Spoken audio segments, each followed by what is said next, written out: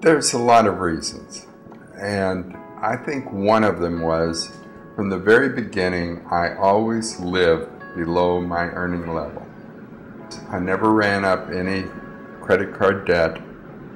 I could afford to be out without a job, without an income for a while, because I'd saved.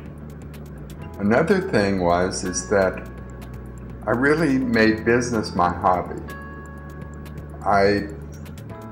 I never spent time watching other people do things.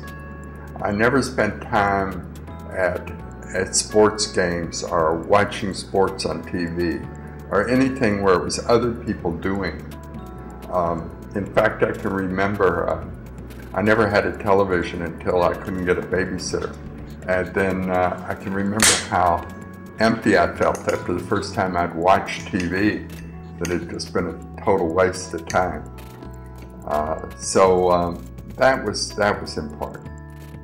I think that whenever I was going into anything, I really studied how to do it.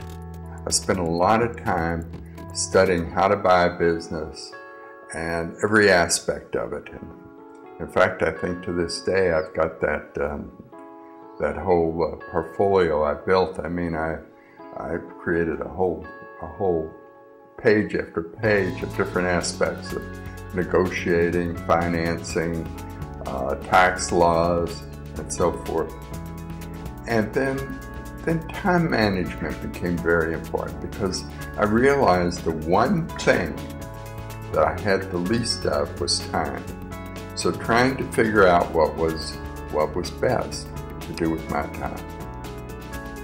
Now, after I had the company, then I learned a very important way to get the whole team working for me, the whole management team. And I helped them to find that their job was to make the company worth more the next day than it was today. And that really, in my way of thinking, was, and the kind of companies I was buying, which were typically cash cows, they weren't high growth, was earnings before interest, tax, and depreciation. What was that? And what was the debt in the company? Try to lower the debt, try to increase the EBITDA. And so I showed the management group that there was really only about 3 things important in EBITDA and about 3 things important in debt. And we produced reports that followed that, and we talked about those and how to improve them every month in the company.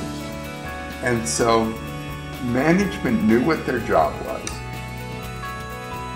They knew the things they had to improve, not the specific things to do, but the things they had to improve. And so I gave them a lot of autonomy, and I accepted mistakes. In fact, I told them, if you're 70% sure that something's the right way to do it, go do it, because you'll never be 100% sure. And I expect you to make mistakes. And if it doesn't work out, quit doing it. And if it does work out, do more of it. So I ended up with management that knew what was important to the company, knew that they had the power to go do it, and we'd accept mistakes. And as a result, in my last company that I had, my biggest one, Beauty Alliance, we had over 1,000 employees. There's probably 100 people in management. And I had 100 people using their brains every day trying to improve the company.